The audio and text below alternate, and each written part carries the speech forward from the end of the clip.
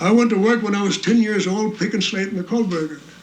Well, at that time we were working 10 hours a day and we were getting 6 and a fraction cents an hour. Well, we breaker boys, we'd have our feet in the chute and we'd be picking the slate out. Well, the breaker boss would sneak up behind us, and if he'd see a piece of slate coming through, he'd pick up the slate and hit you in the back with it, and hit you hard. And he'd say, pick that slate out, you know. Well, they used to abuse us, actually. Well, finally, we got to a stage where we figured that, well, we was going to strike.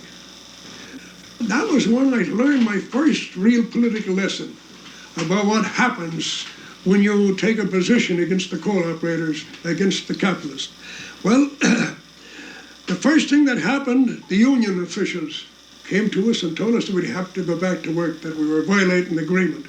We said, to hell with the agreement. We're going to stay out and strike until we get our demands.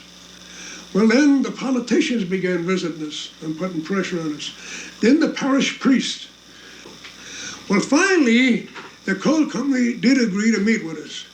And they agreed to raise the hourly pay from 6 and a fraction cents to 8 cents an hour. So we thought we got big concessions. Today that wouldn't mean anything, that's only peanuts, but it meant a whole lot to us in our paycheck at that period.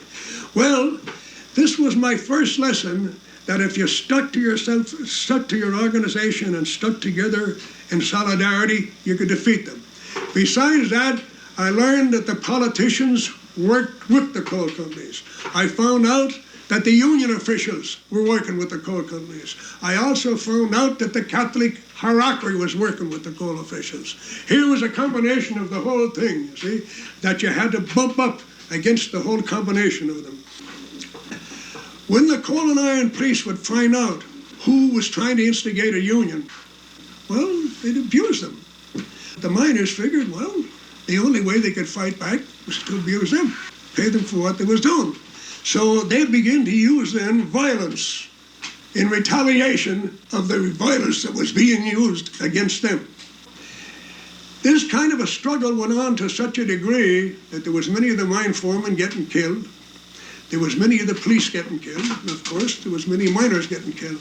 And it was a regular guerrilla warfare. This was some of the early ideas of guerrilla warfare that developed out of that kind of struggle.